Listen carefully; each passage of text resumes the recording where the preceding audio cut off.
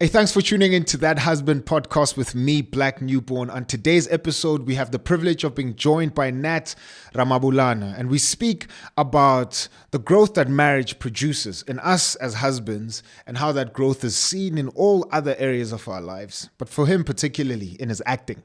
Secondly, we speak about what it looked like for him to protect his marriage from the industry that is in for the first 10 years. What was all of that about? And then lastly, the question that's on everybody's mind when it comes to actors. How do they speak to their wives, their partners, about intimate scenes that they're going to be part of in a movie or whatever other project that they're part of? All of this on today's episode. Hey, what's up? Welcome to That Husband Podcast with me, Black Newborn. Here we are husbands who aren't where we want to be, but certainly are not where we used to be. We are imperfect, always failing forward, trying to know better so that we can do better.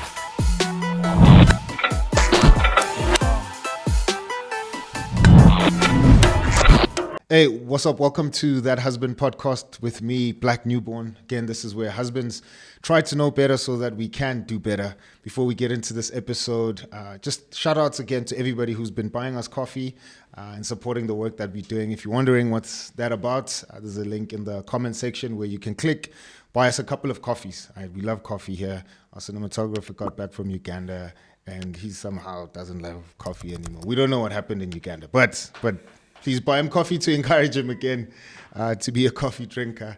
And if you're looking for somebody to host your next event, please do consider booking me as your MC. That's at booking@blacknewborn.com. That's booking@blacknewborn.com. The husband that's sitting across the table from me today is Nathaniel, Nat Ramabulana. What's up, bro?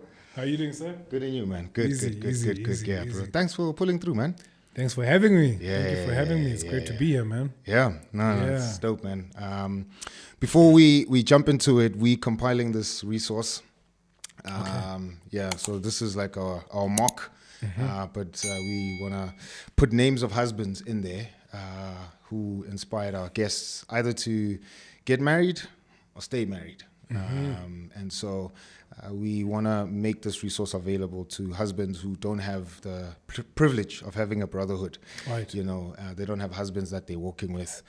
They're somewhere alone, you know, feeling like, shucks, this being a husband thing is too hard. So we want to encourage them and to say that there's actually dudes who are real.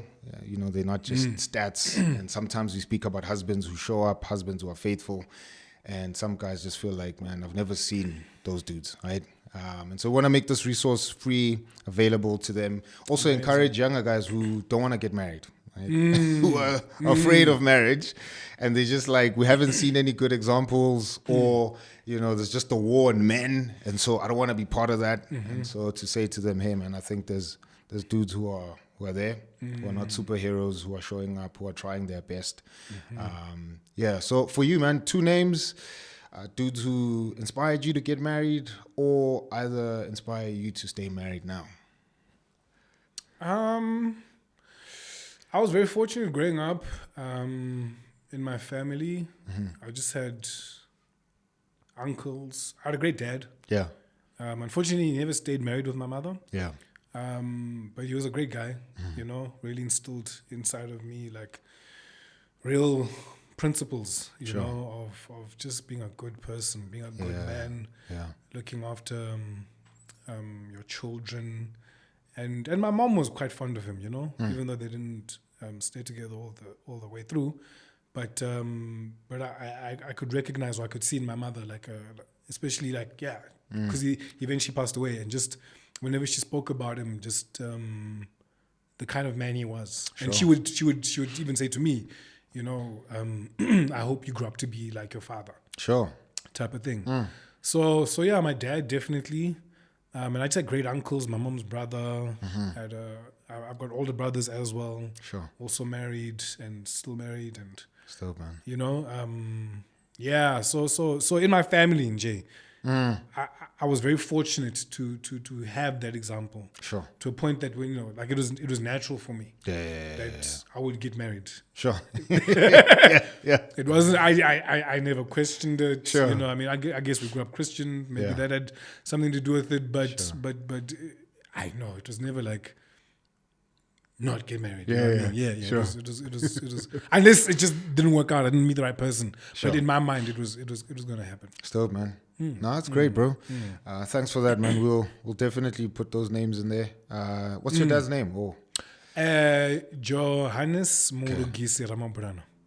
still, man. Yes. What does his middle name mean? Murugisi is umlungisi. The fixer. Fixer. That's my government name. Is it? Yeah. Are you serious? Yeah, Oh wow, snap. Yeah. Hey. Nice one. Yeah. Nice That's cool, one. man. Yeah. When did they divorce? Your parents? My parents, they split up when I was 6 years old. Okay. That was early. Yeah. And I would later sort of realize that it was quite a significant moment in my life. Sure. I was talking to my mom, and she was just talking about how when I was a younger kid, I was so lively and so talkative. And then she said that until I left your dad. And then I was like, wait. Because in my mind, I was always I was quite like a melancholic kid, you know, quite like, reserved, quiet, to myself. Sure. And I thought that's what I was all the time. Yeah. And then when she said that, I was like, wait. So it happened when you guys split up, and it made sense, you know what I mean? Because, and then I remembered like how happy I was when they were together, and how my world was just, you know what I'm saying? Like almost her saying that like revived memories almost, you know what I'm saying? Of like, man. oh man, I remember those times, how happy I was. Me and my dad, we had these like matching outfits. Sure. And just having them, like, you know, my parents were domestic workers, so you know, I grew up in the back room of sort of suburb homes, but even in that small environment, you know what I mean? Like we were tight, it was loving, it was dope. It didn't make a difference to me where I lived. You know what I mean? I had that confidence, and then I also remember that afterwards there was like just an erosion, of confidence, of being, of person, and it was eye opening to be like, oh, okay, cool. Sheesh, man. That's what it was. Yeah. From that moment after your mom told you, you were obviously conscious of it from then. And then when you look back, do you think that there were any other traits or ways and patterns of behavior that might have been influenced by that one moment? You know, and I ask because for me, my parents divorced as well. All right. But I was 15. And, you know, my mother used to say to me, like, we should talk about the thing, you know? And I was like, talk about what? Like, I don't know what to talk about, you know? She'd ask me, like, how are you feeling? I'm like, I don't know, man. Like, you know, we were together yesterday, today we're not. I still need to go to school, you know? Wear my uniform. Yeah, you know, I'm like, yes. it's okay. I'm like, it sucks, you know, obviously. And we're also very close like that. As you're speaking, I just remember, I remember we were living in a back room in my grandmother's house, right? And my dad brought, he was cooking for us. So he was a dude who loved to cook, right? Nice. And so he brought mince and spaghetti, I think. I went. Apple ties. in probably a glass. The glass one. The glass bottle. Yeah. It was supposed to be there a romantic night, you know? Oh, wow. But then he was like, we'll make it a family thing or whatever. Wow. And I've always, man, this is weird, but I've always beautiful. associated spaghetti and mince with like romance. Right? It's like, if you want to go romantic. Polonaise. Yeah, Polonaise. Uti apple ties. You're killing it, right? And so I remember all of that stuff. Yes. And so now my mom is asking me, I'm 15, what's popping? I'm like, I'm fine. But it's only like in my mid-20s. I was like, see, that thing did rock me, man. Completely. You know? Completely. It rocked me hard. And I only started making sense of it then, started having language for it. Started recognizing how it also influenced how I did relationships, you know? And so that's what I'm asking. Like, after that moment, did you look back and think, man, there's probably decisions I made because of that significant moment when I was 6 and my parents divorced, you know? I mean, I think it inspired me to want to be a good husband. Sure. Because I didn't want that. Yeah. You know, I think after after I recalled, and then like I recognized and noted the deterioration within me personally as a child. Sure. Like it took a serious, like it was a 180 for me, man. Sure. I became like really inward, really melancholic, and I like to the point where I used to worry if there was something wrong with me. You know what I mean? Like why am I not like the other kids? Like why? And I mean I think I already had like a quiet personality, so it just made that even worse. You know. So I guess getting married and wanting to stay married, that's been the encouraging thing for me, is that I don't want to do that to my kids. Sure, man. I don't. Yeah. It's horrible. Like, you know, you realize as a kid, like your mom and dad being together, that's how everything. That's you filter your world through them, through that union. You know what I'm saying? That's how you observe the world. Yeah. And it makes sense through them being together. Sure. Now when they're apart, it changes everything. Yeah. So my like I didn't realize, maybe I was, you know, living in a glass bubble. But then when they got divorced, when they split up, suddenly there were cracks everywhere. And I didn't know how to make sense of these cracks. I didn't know how to put them together. I didn't know how to patch them. Yeah. And everything just became broken. Sheesh, You know what I mean? Like is probably the best way to put it, is that it just became broken and I couldn't fix anything until now. I'm like in my adulthood, like my early 20s. Sorry. That's cool, man. Until my early 20s when I became aware of like my mental health, you know, psychological needs, requirements. When I was in a long-term relationship at the time and I was struggling with just certain things, and I was like, yo, guys, you know what I'm saying? Yeah. I think I need to do something. I need to see someone. Yeah. You know, I need to work on myself. Sure. And how's your relationship with your dad just before he passed on? Shit, it wasn't great. No. Okay. He was quite a bit older. Okay. He was quite a bit older, Shem. There was a 37-year age gap between my parents. So it's my little thing that I like to do between them. Jeez. So can you imagine? At some point, I was 37 years old, and I was like, wait a minute. This is the same age my father was when my mother was born. So it's my little thing that I like to drop, you know. And I say, guys, don't judge, you know, because yeah. I wouldn't be around. Yeah, hundreds. If it wasn't for that. Is that why you're probably the only kid? On my mother's side, yes. Okay. So my dad was married first. He had a first wife, had 4 children. Okay, I see. Okay. And that didn't work out for its own reasons. Yeah, sure. And then he met my mom, And then then I guess I don't know why they only had me. Yeah. But I guess probably that has something to do with it. Sure, man. What was I saying? Yeah, so what was I saying? So I was asking if you have a relationship with him, and you said yes. So the gap, him being old and me, and also, you know, like growing up Model C, you know what I'm saying? That also has a factor. Like he's bringing up this kid who speaks English. Yeah. You know what I mean? You talk like this now. Yeah, bro. So he was grew up in Venda, you know, Mercado. Yeah. You know, had only a standard 1 education, so you can. There's a massive gap. So we didn't get along, and like I was in my rebel phase at that time. I was out partying. Yeah. You know, doing stuff that he just did not approve of. Sure. Because he was a church minister. You're a PK, man. Completely. Like literally. Yeah. Jumping over the wall. Sheesh. When it comes time to go to church. Yeah. Just like I'm not having it. Yeah. Sheesh, man. So yeah, it was strained, you know, when he passed, which did hurt quite a lot. Sure, man. But I have healed, you know. And, no, that's great, brother. And I guess through being a father now, being a husband now, that's also that opportunity as well. Yeah. 3 kids.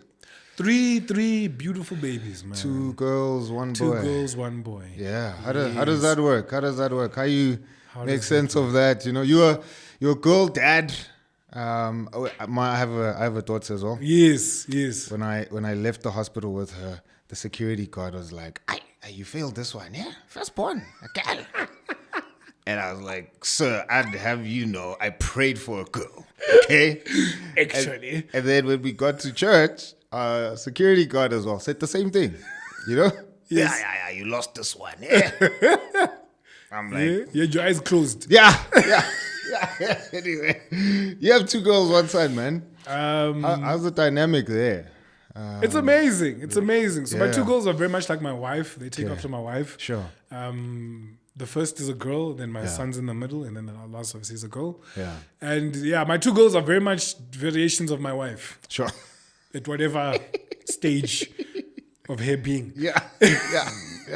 And then my son pretty much takes after me, you know? Sure. And I'm lucky. Like, he likes the things that I like. Still, man. Yeah. You know what I'm saying? that's He's dope. he's a sporty guy. Sure. And he's a good guy, man. He's sweet, he's kind. Yeah. You know, tries his best. Of course, we clash here and then, and I'm just Yeah. like, you know, and I don't know. He's going through a stage now, like, where he just asks like some of the most random questions, bro. And I'm just like, but I don't have time. Like, you need to know these things. Yeah. And they tend to be philosophers when they have to go sleep. Oh, Yeah. you know what I'm saying? And Suddenly it's like, who created water? Dog, you need to go sleep. I'm asking me about who made water. Exactly. Like randomly. But he said the most beautiful thing the one day. Recently, actually. I think like last week. I was washing the dishes. Yeah. And then he came to the kitchen and he's just like looking at me wash the dishes and he's like, wow, that looks hard. Yeah. I'm like, It does. I my mean, friend. yeah, you know? And he's like, is being a dad hard? I'm like, well, you know, it's not too bad, you know? And he's like, yeah, it looks like you have to listen to the woman all the time, man. That floored me. I was done. I was like, my man, come here. Yeah. Listen, you still got some time. So it's not anything you have to worry about right away. Yeah. But Chill. enjoy. Yeah. You have to listen to women all the I time. was like, I mean, his world is surrounded by. do you know what I'm saying? And just the way, like, you know, like how kids observe, you know, Yeah, and watch, and Sure. you think they're not paying attention, but actually they're seeing everything, you know. Sure, man. You had them early on. Yes. So like quick into your marriage. Quick into our marriage. Yeah, we were quite ready to have kids. Yeah. It's just something we felt. Sure. Something, we went with. We didn't have the money, Yeah. to be honest. I think we just had faith, to be honest. Sure. We just had a lot of faith, and we worked on that faith, and God honestly carried us through. Still, man. God carried us through in the biggest way, and you know, like, I guess, and that's why, like, I'm a big, like I say, you know, like, don't let your whatever external reasons. I mean, yes, you must apply, you know, Wisdom. in everything. I'm not saying just go out and have babies, Yeah. Yes. you know, recklessly or anything like that. But certainly, you know, don't. God, our God that we serve is a God of, Come on, you know, bro. of many possibilities. Yeah. And I say, like, literally, like, it was not my genius. I had, you know, we had these 3 kids, and one right after each other. What's the age gap between them? Like 1 year, 1 and a bit year. Yeah. Oh. Yeah. You have to camp You know there. what I mean? Married early. Yeah. Having kids there. Yeah. Because you were like, what, in your early 30s when you got married? 20s. I was 28. 28. I was 28 when I got married. You got married. You're having kids, you know, early on in the marriage. Yeah. Our first child was born that year. Wow, bro. Yeah. Marriage is a shock already. There's husbands who are watching this who are like, I'm waiting for 10 years before. Yeah, before I waited introduced. for 5. Of course. Before we had our first one. Yes. How did you navigate? How did you work through all of that? Just mentally, you know? Financially, you said you weren't, you know? Yeah. How are you doing all of that, man? We didn't. Were you fasting every week? Praying, Pretty much. Praying 10 times a Pretty day? much. I don't know. Like my wife and I talk about it, you know? We sit and we talk about it and we're like, what were we thinking? Yeah. What possessed us? You know what I mean? Bro. To do that. And I don't know, whenever I reflect on it, I just feel like I think we wanted what we wanted. We wanted to get married and we wanted to have children. We leaned on people who we needed at the time. Sure. You know what I mean? And so maybe that comes into it. Is you don't do it alone. I wasn't alone. Sure. You know, Sure. her parents came through. My parents came through. Dope, man. My mom, specifically. And we just had to humble ourselves when we needed to humble ourselves and accept what we, the things we couldn't do as opposed to what we wanted to do. And you say, like having kids, that dynamic in a marriage. Bro. Yeah. It really, throws a spanner in the works. But I think at that time we were so ready to have God in our lives. Yeah. We were so ready to take that mantle on. Sure. To be close to Him, to be close to Jesus, to invite Jesus into our marriage and into our lives. That that's what we leaned on. You know what I'm saying? We weren't trying to make sense of it ourselves necessarily. Sure. Yes, it was hard. Yes, it was some of the most incredible struggles that I've ever gone through in my life. You know what I mean? Where I'm literally like, I always say I have this image of my wife and I praying, and I'm like, Heavenly Father, this woman is not talking. We're not talking. And you're praying together. Yes. Come on now. Come on. We're not talking. Help us to talk. That was literally it. I'm surprised you didn't talk through prayer. Lord, please tell her I am so sorry. Yes. That I said ABC yesterday. Because I was like, nothing else is working. You know what I mean? Sheesh, man. But miraculously, 5 minutes later, the Holy Spirit comes over and your heart is softened and you guys are laughing again. Sure. And I think that's for me as a husband, as a man, that's what I paid particular attention to. And I was like, you know what? That's who's going to guide me in this. My God and my Jesus Christ. Come on, bro. Those who are going to guide me. I know nothing. I'm not trying to know. This is your marriage. You know what I'm saying? Yeah. This is your institution. You know what I mean? So I'm giving it to you. I'm giving myself over to you. Yeah. And you're going to carry me through this. And honestly, I think that's what it was. Sure. That's dope, bro. Yeah. Oh, man. Yeah. I was reading a couple of articles, in prep for this sit down. Early on in your career, people are like, hey, you were super private about your marriage, your personal life. But the thing that attracted me to you and wanting to have you sit with us today was how open you are about your marriage, right? I'm like, I go through your Instagram, it's just your wife, your kids, Yes. What led to that, man? When a lot of dudes in your industry tend to be like, my life is my life, I'm not gonna, what made you wanted to just display so openly your family, your wife particularly, my journey, my social media journey is a very interesting one. Initially, I was against it completely. And actually, for the first, I'd say, 10 years of our marriage, I was actually not on social media. Sure. And that was just a personal decision that I'd made. But now, when I reflect on it, I realize that I wasn't ready. The social media aspect of things, like you said, it invites... what did I say? What's the word? But it invites scrutiny. Yes, it invites scrutiny. Yeah, exactly, that's the word. And at the time, I didn't know that that's the decision I was making. But I think now, when I reflect, and I wasn't ready. Sure, I was still working on being married, on being a husband, on understanding that dynamic. Yeah. Especially being an actor, especially being a public person. Yeah. The two are very separate. The two are incredibly separate. Sure. The resources that I need to be a good actor are very different from the resources that I need to be a good husband. They're separate. Yeah. My wife does not care about my great characters. Yeah. That I'm portraying on TV and how convincing I am. Yeah. That's not going to help me wash the dishes when I get home. It's not going to help me change nappies. You know what I'm saying? Yeah. But we laugh, but it's actually like a real distinction that you need to make. Sure. You know what I'm saying? That just because I walk into a Pick and Pay and people are like, yay! You know what I'm saying? When I get home, I can't expect the same reaction. You just nuts at home, bro. Yeah.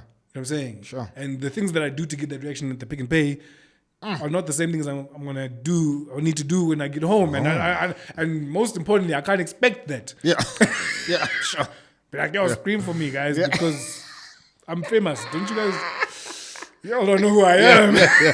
Do you know who's washing your dishes right now? You know what I'm saying? Yeah. But I think, so I spent a lot of time just understanding that. Sheesh, man. And then also learning to enjoy that. You know what I'm saying? Because I think the tendency is to, I have so much fun when I'm out there. You know, you don't, those guys are they love me. Yeah, sure. You know what I'm saying? But actually learning to appreciate that at home, where I'm needed, where Nat is needed. Sure, man.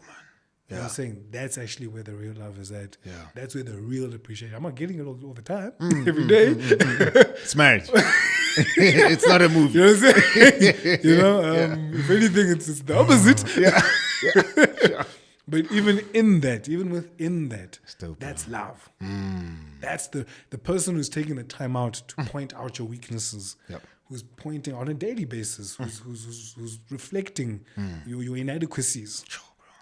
That's where the real love is at. Yeah. That's where the real appreciation, and that's where you've got to put your energy into. Yeah. So I spent a lot of time doing that, understanding that, not consciously. I think I was just that's what my makeup was drawn to, my mind makeup, And then when I finally got into social media and started posting and doing all of that, I was like, oh, it's fun. You know what I mean? Like. Sure. Like, oh, this is nice, and I'm enjoying it. You know what I'm saying? Because my marriage is in a safe place. You know what I'm saying? My relationship with my kids, we have an understanding. That's great, bro. So no one is gonna tell us how to do things before we show them what's actually going on. And it's been great that way. It's been absolutely fantastic. Still, bro. Now you spoke about, obviously being the actor, you're famous, you're out there, home, you just Nat, you're the husband. Yes. Man, I know as a man, the easiest thing to get triggered on or to be hurt in is my ego. Fickle, man. Ah, Lord. Oh, man. Recently, I broke the keys to our gate. Yes. For the door. And so I didn't realize the key had broken. Yes. So I'm in the house. My wife comes and then she's like, please open for me. I'm like, why aren't you using your keys, So I'm trying to put it in the key. Then eventually we figure out my key broke. And so a piece of the keys in the lock. Yeah, you're quite strong. You're stronger than you know. No, the thing was breaking. I think it was. Looking back, I'm like, the key. You got the workout in. Yeah, it's all good. Forget it. I saw a video of you showing your guns recently. I was like, I'm wearing a jacket when this guy comes. I'm not wearing anything that exposes my arms. So then I'm like, let me just get my toolbox, try and see if I can, open the thing or whatever, or get the piece of the key out. So and it was cold. So then I tell my wife, maybe go sit in the car while I try to figure this thing out. 5 minutes later, she comes back and she's like, I was on YouTube, Guy says, get a very sharp knife, pull the thing out, right? So I'm like, okay, go to the kitchen, get a sharp knife. But from where I'm standing in the house, I can't really see. Yes. So then I'm like, okay, you take the thing. I'll just shine the torch. And then she got the piece of the key out. Yes.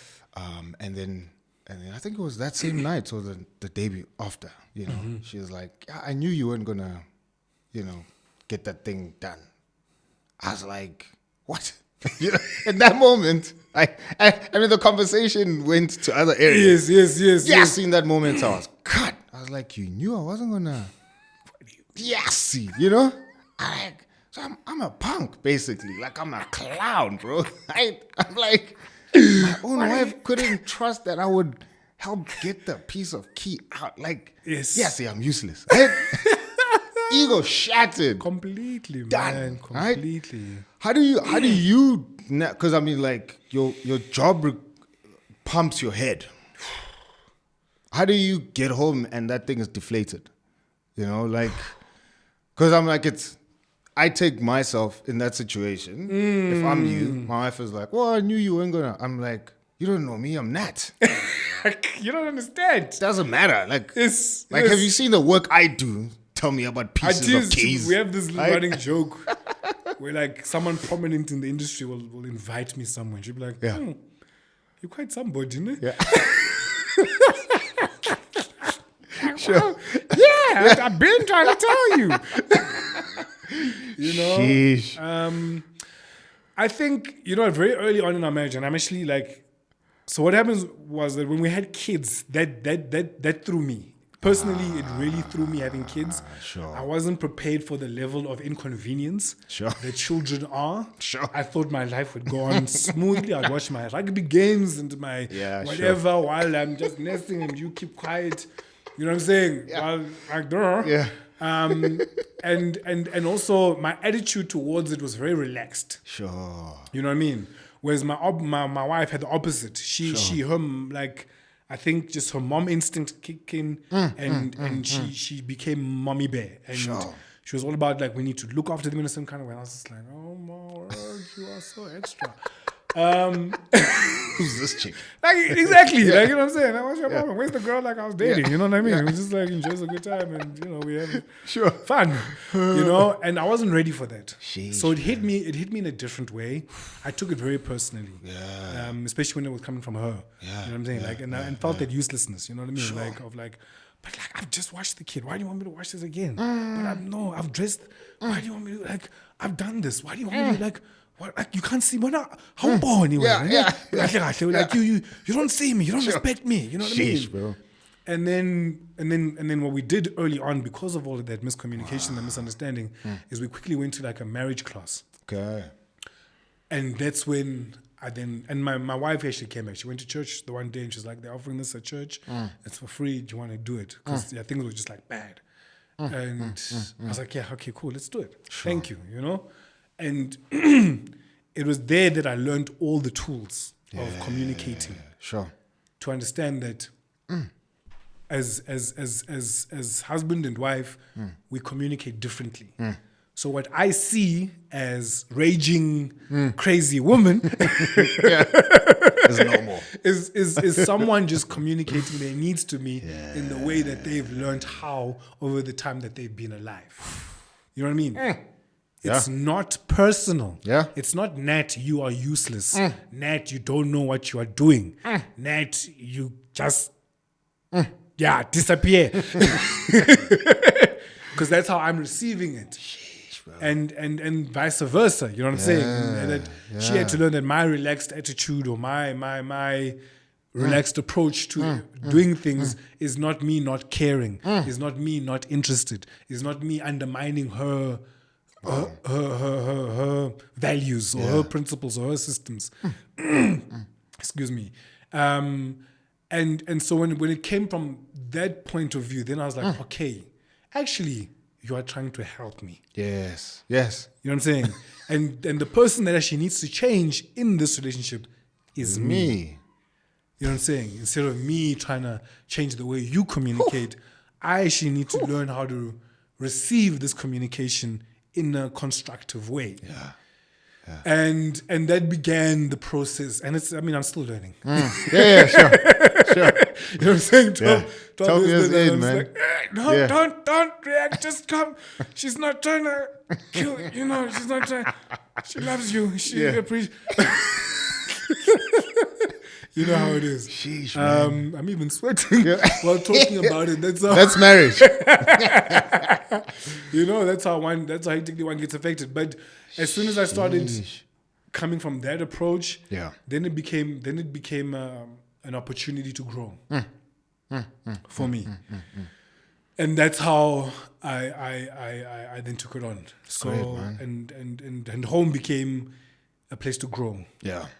I'm saying I see guys screaming and happy that I'm, doing those things but actually where I'm getting my real education is at home, man. And that's where I'm going to really benefit. Yeah. As a human being, as a person, as everything, as an actor even. Yeah, sure. Actually, that's what it became to me as well. I then used everything that I'm learning at home. Humility, actually. Yeah. That's actually what it comes down to. Sure. You're learning to humble yourself to every moment, and that you are small Yeah. as a human being. Sure. You know what I'm saying? And the idea of putting someone else's needs ahead of your own, and then I used that as a human being as like, because it's almost as if you start developing a whole like emotional range or psychological range Yeah. that was never there before. Come on, bro. And me being an actor, you know what I'm saying? Like, acting is the study of human behavior. Sure. So I was like, oh wow, I'm gonna use this stuff. Yeah. And direct it towards me as a performer, me as an actor, and apply it to my characters. And Sure. yeah. There's a character you played in Mubango. Tender. Yes. Obviously ruthless, crazy. And you're nothing like that in real life. I hope. Maybe this is the last time you guys see me. Exactly. She's just gonna slit my throat after this. It's going well so far. So far. So just keep it that way. Yeah. So I wanted to actually ask, like, how much of art mimics life? How much of life, mimics the art? How much do you borrow? Hey, sorry to interrupt your viewing. We'll shortly get back to that episode. But if you haven't subscribed, please hit that subscribe button. If you haven't hit the notification bell, please do that so that you're always updated on the episodes that we drop here. We want to change the nation. One husband at a time, one marriage at a time, one family at a time. So if you are inspired, encouraged by all the content that we produce on this podcast, stick around, because next week, there's another husband who's going to inspire us to do exactly that. I think my wife wanted to be a wife as much as I wanted to be a husband. And she wants to make umshado wakhe work as much as I want mine to work. Sure. I don't want to have umshado that is a failure. Yeah. And she also doesn't want to have umshado that is a failure. Sure. I think if my wife was somebody else, she would have divorced me a long time ago. But had it not been for her being a forgiving wife, ngaba ngikho la. You would have another guest here. But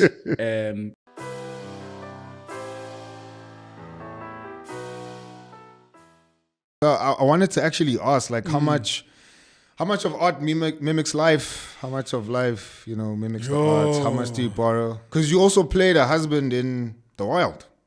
Yes. Yeah. Kumo. Yes. Kumo. Wow. Yeah. Man, you do your research. I love it. Anyone else watching? This is how you do it, guys. This is how you do it. So how much of that, was informed by, your marriage, and how much of what you did on screen with those characters did you learn not to do in your marriage, or to even say, Smack, I didn't even know that, but while playing this character, this was actually dope for me to implement now in my marriage. How much does art mimic reality, and how much did reality mimic the art? Fascinating question, man. I don't know, to be honest. Is my immediate response. Sure. And just because the two are so different in my mind. You know what I mean? When I perform, when I take on a character, I don't take it on as real. Like, for me, it's when I act, my characters are the opportunity for me to actually get away from myself. Sure. Do you know what I'm saying? That's how I take my characters. I'm like, I'm gonna create stuff here that I don't do. I'm gonna say things that I don't say. Yeah. You know what I'm saying? And I get villain characters a lot. So and it's because, like, as Nat, I'm quite straight. Sure. Really, like, there's nothing more to me than I get home, I'm trying to be a good husband, I'm trying to be a good father. Man, yeah. I'm not going to surprise you madly. Yeah. With anything crazy or extravagant or out of this world as Nat. Sure. And so I guess that gives me a lot of time to sit and think and play in my mind. And then so when I go to my characters, then I'm like, let's play. Let's go mad. You know what I mean? Yeah. And which is why I enjoy my work so much. Which is why I enjoy acting so much. Is that I see it as a space to just let go. You know? And I and it's sort of it's part of my theory as to how as people, like we have different strengths, Yeah. or there's different areas of our lives that we are more geared towards maneuvering better than others. So I've found that in my personal life, I struggle with the rules of life. You know what I'm saying? With the rules of behaving and don't say this, don't say that, mind this, mind that. Oh no, this person doesn't like it, won't like it when you do this. You know, like, you know what I mean? So I keep myself quite, how can I say, bound nicely. You know what I'm saying? In my personal life, because I'm just like, I'm walking slowly here. Yeah. yes. You know what I'm saying? This is long term. This is long term. And also, I don't want to, like, I have a knack of upsetting people here. Sure. You know what I'm saying? Sure. My wife in particular, you know what I'm saying? Yeah. So I'm going to walk slowly. I'm going to mind my T's, you know, dot my I's. I'm going to try and behave here. You know what I'm saying? As much as I can. Whereas you get other people who are comfortable in their personal lives. They don't need to be minding. They quite like, oh man, this is relaxed. Yo, my wife is chill, man. I can say anything to her. Yeah. Or, you know, these people are God, you know what I'm saying? But I realized that I'm not that person. Sure. But in my work, I am.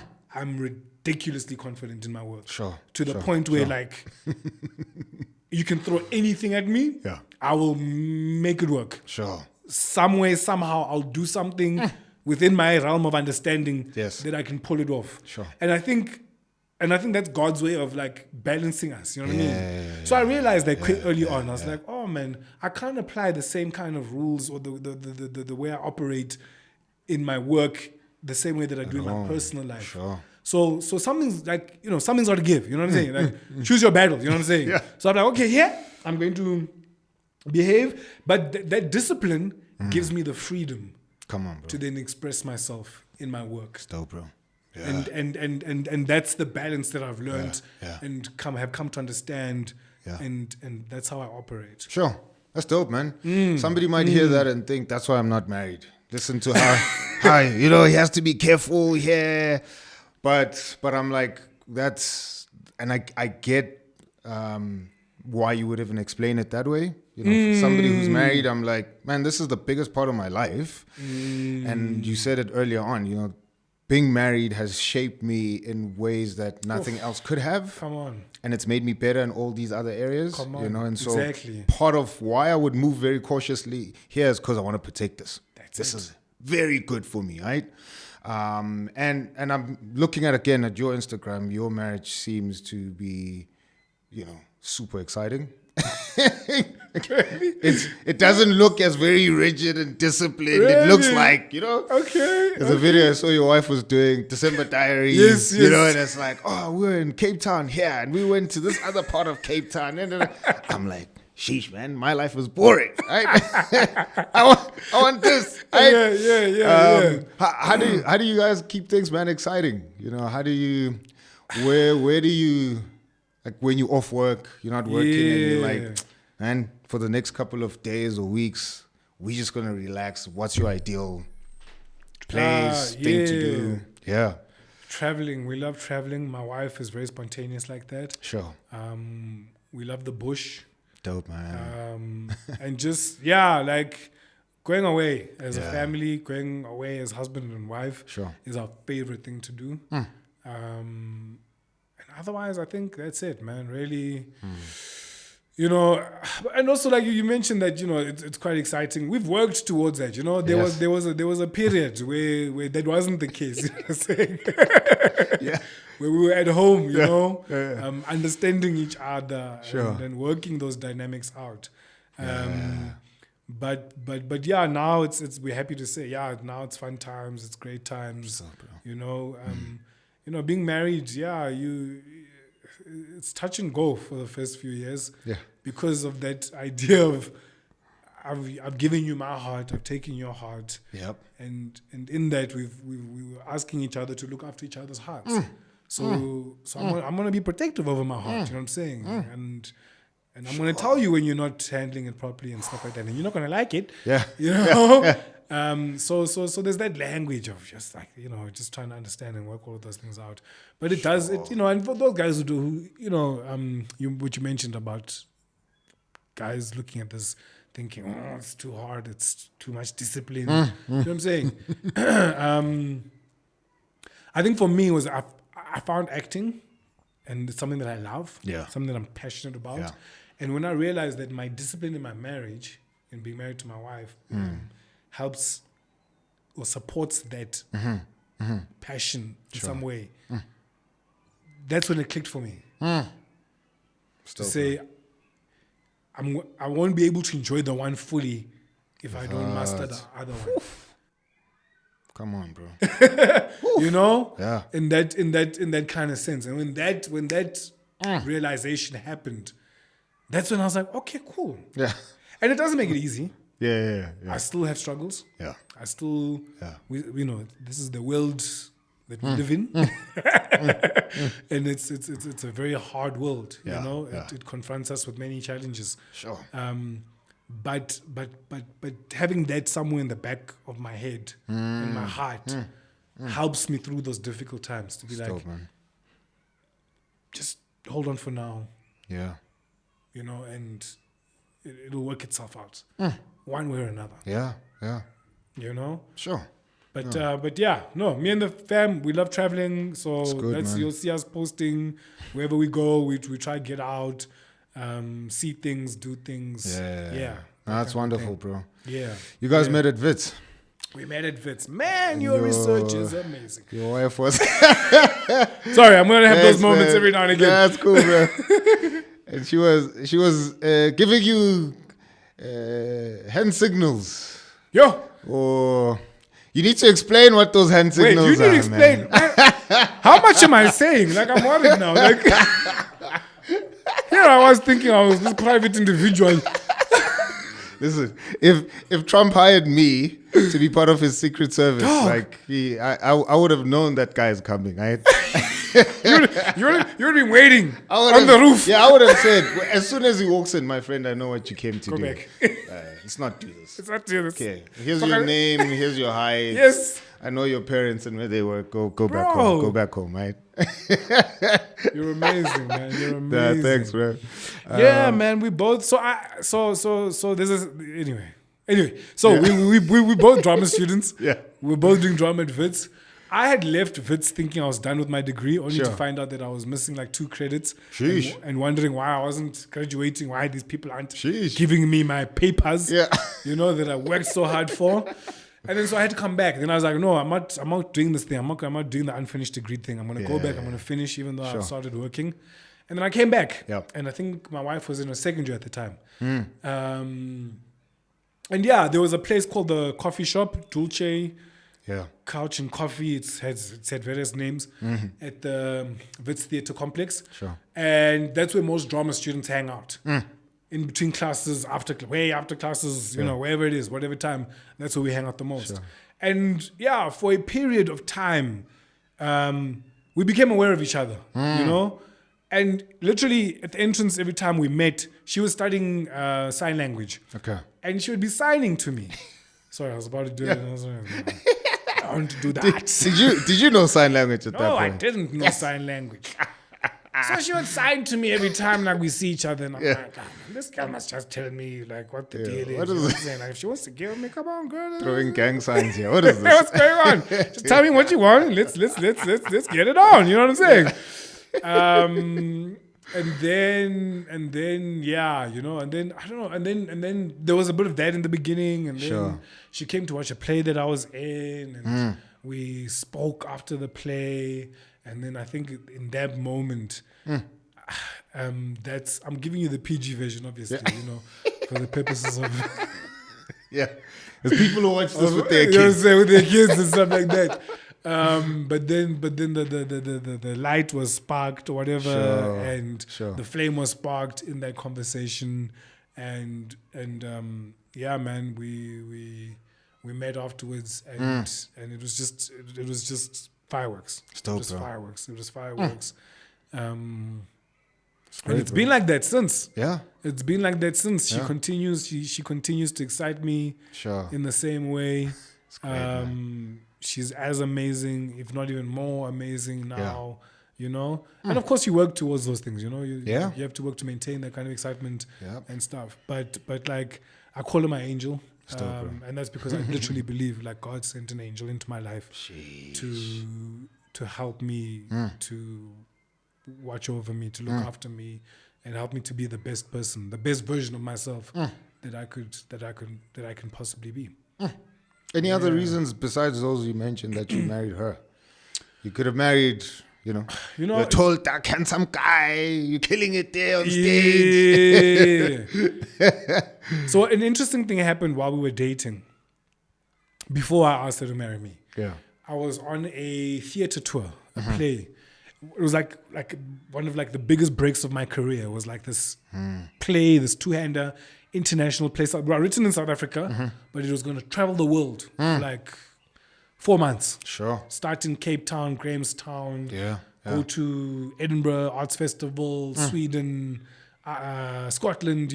Which is just amazing prospect for any actor. It was a two-hander. The actress that I was acting with was English, so it was just like wow. It was a good, amazing play. Great, bro. And normally when these kinds of things come around, I'm excited because I love traveling. You know what I mean? I love seeing the world and flying and doing all those things. Sure. But for the first 6 weeks of the tour, I was miserable. Sheesh. Literally crying every single day. Sheesh.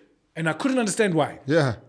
What's going on? Why am I sad? I'm acting in theater. I'm doing my most favorite thing in the world. I'm traveling. It's my I dream. should be happier, And the actress I was working with at the time was quite difficult, but I was like, man, but I wouldn't allow someone to get me that upset as to just be crying every day. Sure. And I was in Cape Town, it was raining, it was miserable, I'm talking to my wife, I'm bawling, the time we were just dating. And like in that conversation, I was like, aye, man, it's you! You are the reason I'm miserable. Sure. I miss you. Dude, it got so bad. I started losing hair. No way. Both of us, we started like experiencing hair loss, like here and here. I'm happy to say it's came back. The 12 years of marriage. But we started experiencing hair loss, and I was like, well, anyone that I'm going to be losing hair over. That's the title of this video. Just saying, anybody who's going to cause me to be losing actual hair from my head must be amazing. You are the one. Must be incredible. Must be, this is like it's become intercellular now. Sure. You know what I'm saying? That's crazy, bro. And literally, like in that moment, I think I asked him. We were talking over Skype. Remember when Skype was a thing? Yeah. Some people are like, "What is that?" What's that? We grew up with MySpace, it's Skype, right? Which was just like a huge phenomenon. Yeah. So we were talking over Skype, and I was like, "Sure, will you be my wife? Because if I'm this miserable without you, wow, I can only imagine how happy I am will Wow. be if I'm to, if we're to be together for the rest of our lives." Yo, Sheesh. That's powerful, man. Yeah, That's dope. Yeah, That's dope, man. Yo, and then you got married 12 years later. Man, what's some of your biggest takeaways? When I first got married, I wanted everybody to get married. I was on that tip. I was like, guys, this is so wonderful. Do it. No, you've just known each other 2 days. So what? Yeah, doesn't matter. Doesn't matter. Yeah. Just get married. It's dope. Yeah. And then 5 years later, I was like, whoa, guys, just take your time. Take your time. Yeah. I don't know who that guy is. Take it easy. Forget it. No. He's stupid. What? Yeah. You mean? Yeah. No, you're good. 2 years. No, just wait. Yeah. It's right. Yeah. Travel. Travel. Yeah. Do things, 'cause that's what being married will do sometimes, Yeah. But now I can safely say it's the best institution ever in the entire world. It's the best thing you can do for yourself. Obviously, marry the right person. Yeah. And also be prepared to sacrifice, be prepared to do those things that you need to do in order to make the marriage work. Sure. But through that, you will discover the most incredible side to yourself. Sure. You will discover, you'll realize the person that you've always wanted to be. You know what I mean? And that you can be it. And that all your dreams are possible. Sure. You know what I mean? What all the things that you want, they right before you. You know what I mean? Yeah. And they are possible. Sure. You know, because and maybe because it's how challenging it can be that you think, if I'm able to overcome this, Yeah. Yeah. what's anything else in my life? You Yeah. know what I mean? Sure. If I'm able to humble myself to this moment of just living and sharing a space with someone, Somewhere. if I can humble myself to that, then I can do anything else.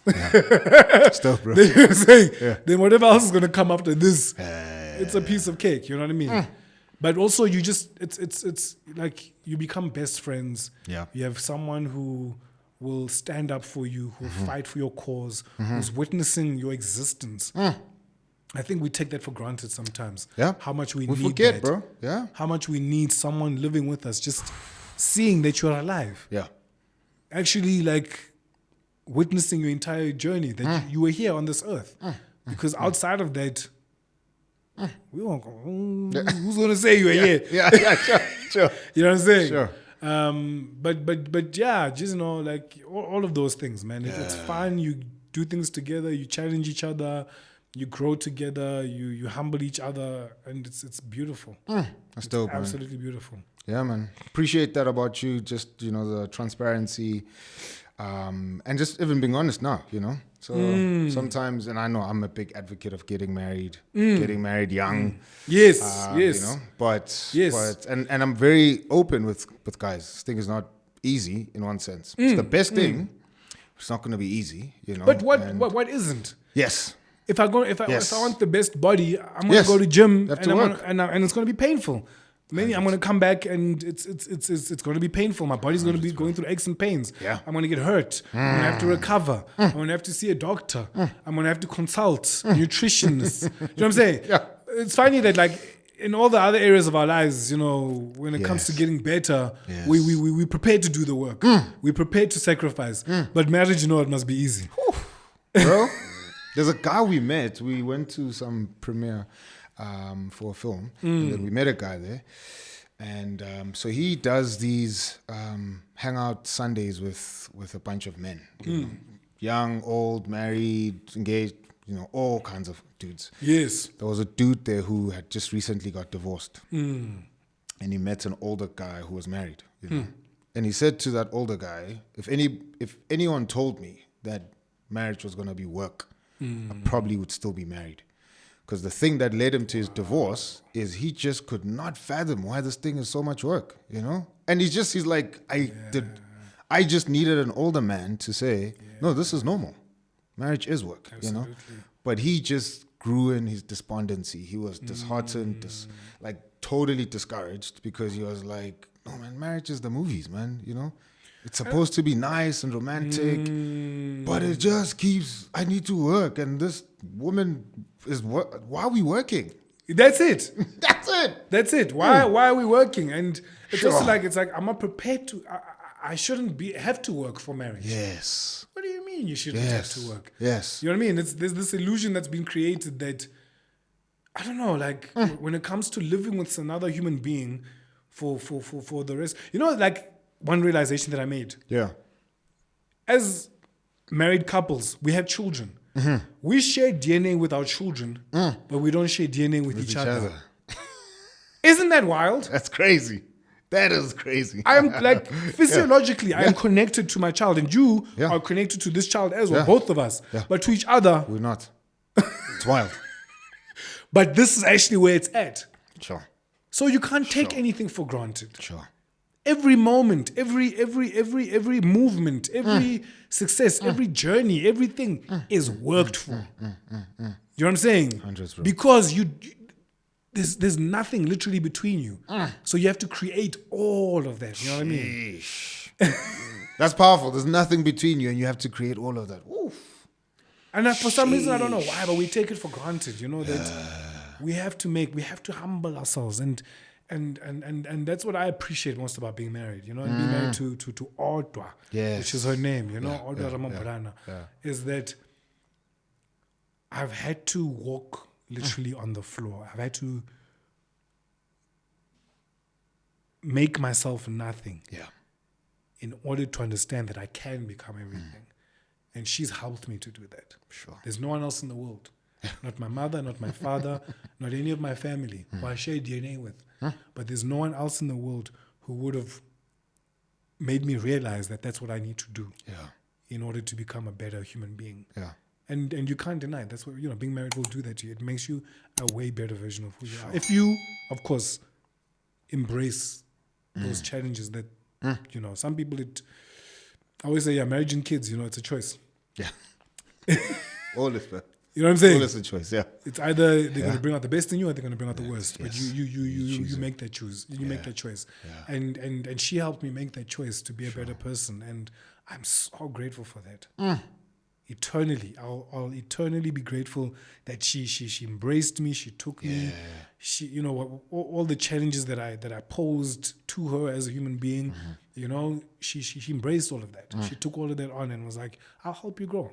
I'll help you become the better man that you want to be, and yeah, man, I don't need to climb Kilimanjaro to realize that. I don't need to climb Everest. I don't need to take submarines to the bottom of the ocean where I'm. Jesus, and don't come back. You know what I'm saying? Yeah. All I've got to do is, not to do the dishes, and I'll quickly know the limits of my existence. Dishes, man. Dishes are gonna be the reason I divorced, bro. Dishes. Yes. Yeah, that's powerful, bro. That's powerful, man. It's Yeah. It's beautiful. Couple of things before we bring this to a close. Yes. Normal eyes with Nat. Yes. How's that going? We are building. Dope. Yeah, I'm taking my time with it. Yeah. Because it's a new area of work for me. Yeah. I'm used to character and script. So there I'm me, Yeah. For those guys you don't know, Yeah. because of this man's research and how in-depth he is, he reveals things that, we're still trying to work on. But it's a podcast that I'm working on, or even a TV show, in fact, that I'm working on.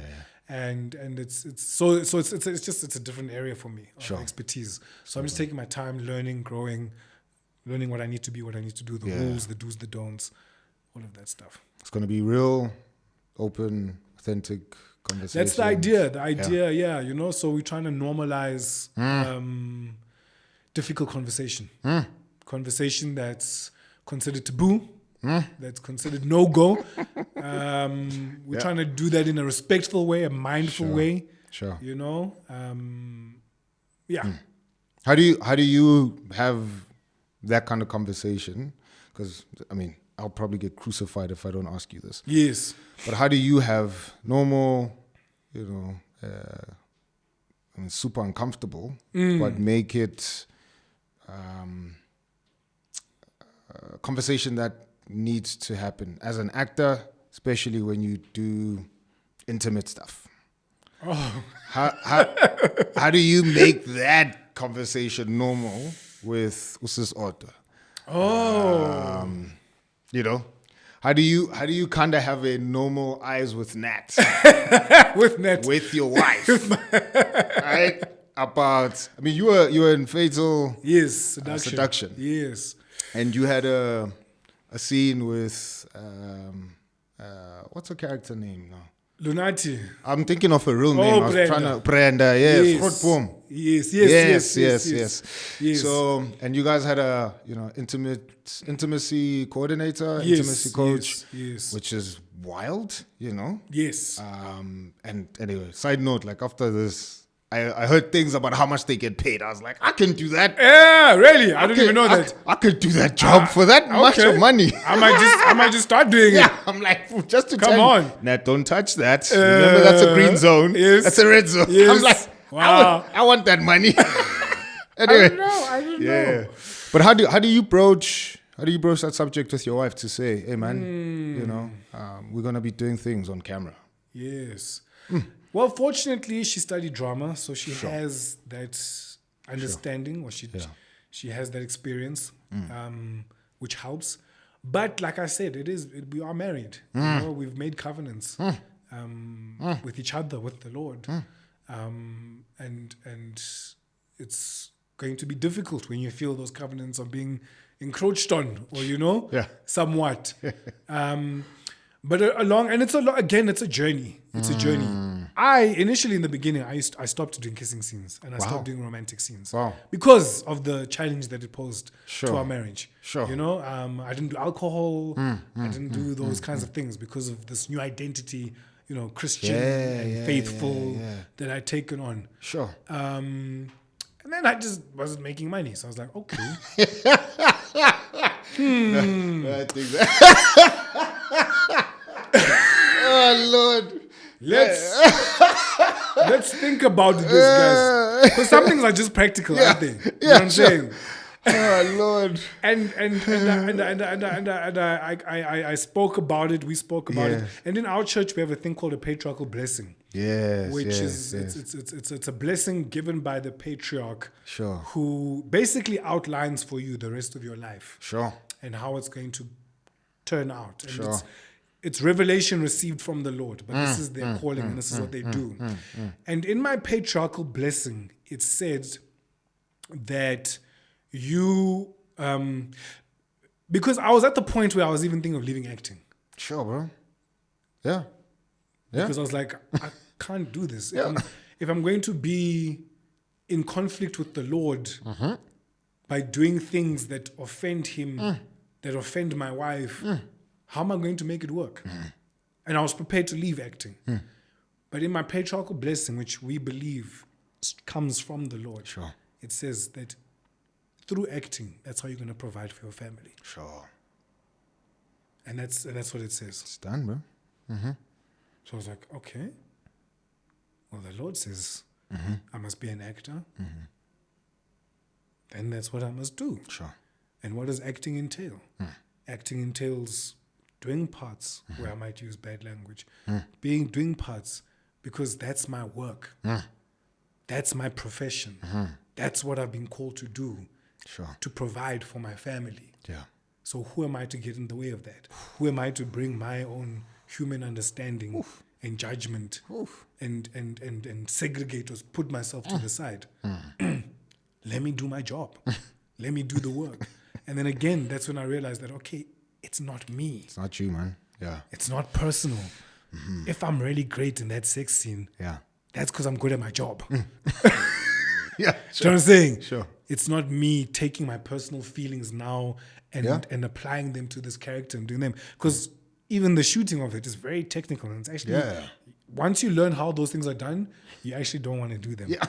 Sure. Do you know what I'm saying? Sure. I get it's exciting when you see it and, you know, saucy. Sure. But the doing of it is actually very technical and boring and cumbersome. And there's A lot of prep that needs to go in. Yeah. And there's this camera, there's that, and this person looking, and, you know, it's actually just very awkward and weird. Yeah.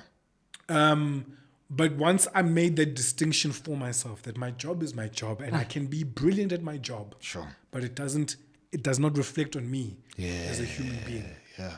Yeah. And I think together with my wife, we came to that realization. Sure. We came to that understanding. And so now she's like, go get them, baby. Come on now. Go do it. Because you're doing it for who? You're doing it for us. Yes. And I have that. And then it becomes my responsibility to maintain that boundary. Sure. You know what I'm saying? It's dope. And that's where the responsibility comes, the discipline comes, so to speak. Is now I need to take my job and take it seriously to the point that it doesn't affect me when I go back home. That's dope, bro. The last thing I was going to ask you was about church, but you wove that thing in very well, you know. Because as a Christian, that's a thing that people tend to ask. I got an acting gig earlier on this year's first one. Right. I'm not. Congratulations. I'm a thespian. Right. But and that was a contention. And Yes. Are you gonna use bad language? Are you gonna, you know? Yes. And I was like, this guy's a rapper. And in fact, the director is a Christian as well. Yes. And he was like, hey man, listen, like I want you to be as comfortable as possible, you know? And then I'm like, he's a rapper. He has to swear. Like, which rapper is just gonna be like, oh, you know, he's a rapper. Exactly. He's gonna use bad language, right? Exactly. That's how he speaks. That's his reality. That's his world. So how can we just be as accurate as possible, you know? And I'm like, if you haven't, you know me, I don't use that language. So what is the deal, right? Exactly. Exactly. And so it's hard, obviously, to try and convince everybody. Yeah. The hardest person is the one that you're going to do life with. And if she's fine, I'm like, oh, it's okay, bro. Right? Yeah. And I realized it was more uncomfortable for me. Sure. That's actually what I realized the battle was. Sure. Once I gave myself permission. Sure. Do you know what I mean? Yeah. Then everything else fell in line. Yeah. Once I gave myself permission to be good at what I do. Sure. You know what I mean? Then the battle stopped. Then I can say, love, this is what I'm doing. Yeah. And I can say, my love, when I go to work, this is what I'm going to do. And I come back and then she sees in my behavior, she sees in how I conduct myself that, Stop, okay, yeah. he's doing it. Because in my mind, I also had this idea of like, you know what, if my wife is going to see me in a sex scene, I want her to see me being good. Sure. I don't want her to look at me and be like, hey, That was you awkward. look like you were struggling there. What was going on? Do you know what I'm saying? Yeah. If I want to be in a sex scene, I'm watching with my wife. I want to be like, damn. I want her to be like, damn, Yeah. boy. Yeah. What you You using your degree. you know what I'm saying? Because then I'm doing my job. Sure. Then it's not personal. Then she's not worried about when my husband goes to work. What is he What was dealing he with? yeah. What questions is he Wrestling. battling? Is he wrestling? You know what I mean? Yeah. Sure. Still, man. Nat, thank you so much, brother. Yo, thank you so much, brother. This was great, man. This is exactly how I wanted this conversation to go. Yeah. Thank you, bro. When I was playing it out in my mind. Yeah. It's been a beautiful conversation. Thank you so much, man. No, totally Really appreciate excited, you. Appreciate your time, man. Yeah. And I want to say to husbands who sit here, man, I think, just want to thank your wife. I want to thank your children. You're a husband, you're a father, and part of that means your story is their story. Absolutely. And you can only have your story because of them. Absolutely. And so I never want to take that for granted, man, and just say thank you to them. Thank you that they allowed you to pull through and just be able to share your lives together, So, Absolutely. so thank you, man. And I pray this would really encourage somebody, a husband out there, and bless them, pray one day when we finish compiling this thing and we give it for free that we'll meet guys who will say, man, I was blessed by that episode with Nat, so thanks, bro. Appreciate it, man. Thank you, brother. Appreciate it. Cool, man. Thank you. Much appreciated. Thanks, brother. Yeah. Cool, guys. That's it from us. That Husband Podcast. Hopefully you got a lot of things from this episode. Again, we want you guys to know better so that you can do better. We are not superheroes. We are not husbands who have everything figured out. We are failing forward, and we're taking it a step at a time each day. And so pray that you encourage, pray that you having meaningful conversations with your spouse. If you're a wife, hopefully this is encouraging for you to also sit down with your husband, and that you kind of getting into the psyche of what being a husband is as well. So with that said, man, please don't forget to subscribe if you haven't, to hit the notification bell so that you're updated on every episode that we drop. Wednesday, 11:30, we here. See you on the flip side, all right? Peace. And for me, what is important is to pray every day. Nkulunkulu, help me to love her for the person that she's becoming. The woman that I met 20 years ago is gone. Sure. Physically, science will tell you which muscle cells are replaced every 5 to 7 years. Sure. So physically, that person is gone. It's gone, yeah. The mindset she had 20 years ago is gone. Sure. Everything about that little girl is gone. The only thing that remains is my commitment. Sometimes it only takes God to help you to fall in love with your wife 20 years later. Yeah.